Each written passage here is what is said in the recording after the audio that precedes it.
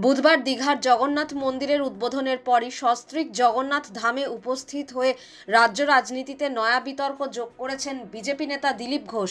একদিকে রাজ্য বিজেপি জানিয়েছে তারা দিলীপ ঘোষের এই সিদ্ধান্তকে সমর্থন করেন না, এটা একেবারেই তার ব্যক্তিগত সিদ্ধান্ত।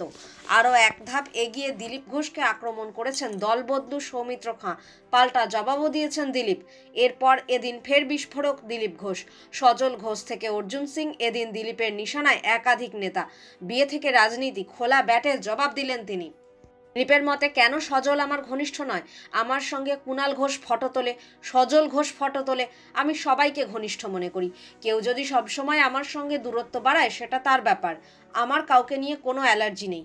কে চোর কে ডাকাত সেটা নিয়েও আমার কোনো মাথা ব্যথা নেই। যারা কাল পর্যন্ত চোর ডাকাতের সঙ্গে ছিল তারা আজ সতী হয়ে যাচ্ছে।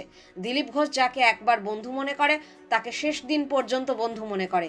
কাল যারা তৃণমূলের শত্রু ছিল তারা বন্ধু হয়েছে, আমি তাদের বন্ধু বলেই মনে করি।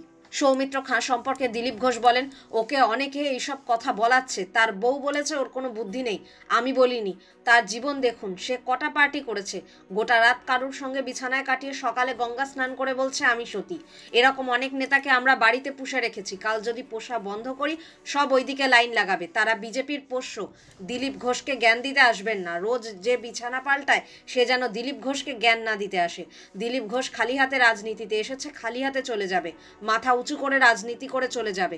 সৌমিত্র খাঁ এঁটো কাঠা খেয়ে জীবন কাটিয়েছেন, সেও নেতা, তার কথার কি গুরুত্ব? সে পরশু শুভেন্দু অধিকারীকে গালাগাল দিয়েছে, কাল সুকান্ত মজুমদারকে গালাগাল দিচ্ছে।